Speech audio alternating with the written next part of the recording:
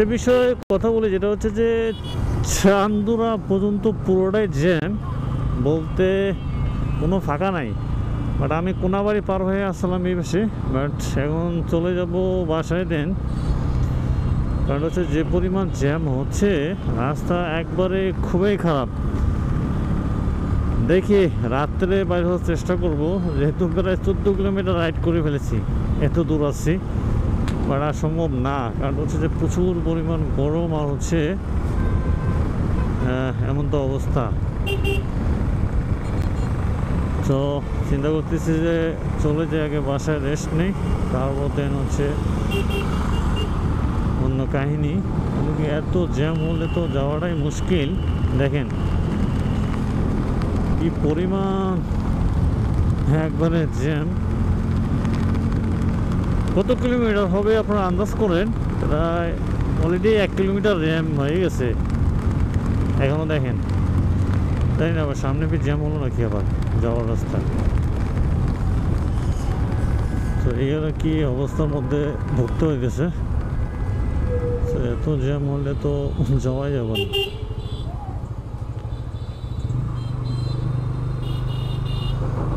ঢাকা থেকে বাইরে হওয়া, ঢাকায় ঢোকা, এটা টাফ হয়ে গেছে। সামনে আবার এত অটো চার্জার, এইগুলো যদি এখন না আসতো তাহলে আরো জ্যাম কমে যেত।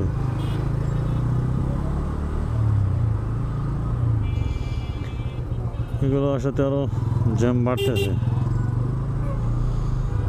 সামনে আবার কি জ্যাম তো হওয়ার কোনো কথাই না।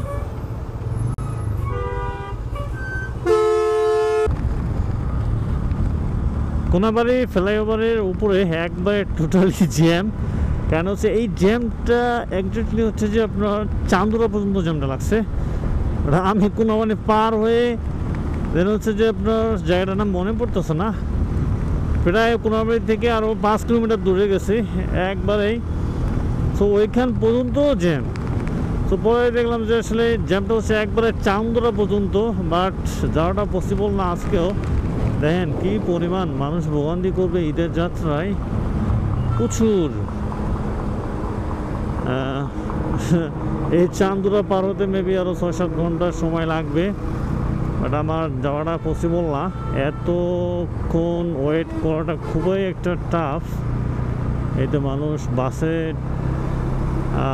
যাচ্ছে, বাট ট্রাকেও আছে বেশিরভাগ মানুষগুলো। আর এই ভদ্রলোক উপরে। যেটাই হোক, একটু সাবধানে সবাই যাতায়াত করবেন, কারণ হচ্ছে দুর্ঘটনা কখন বলে আসে বলা যায় না। কিছুটা যাচ্ছে, ফাঁকা হচ্ছে, বাট সাবধানে সবাই যাবেন।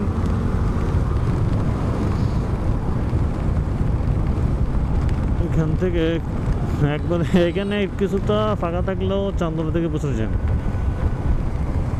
তো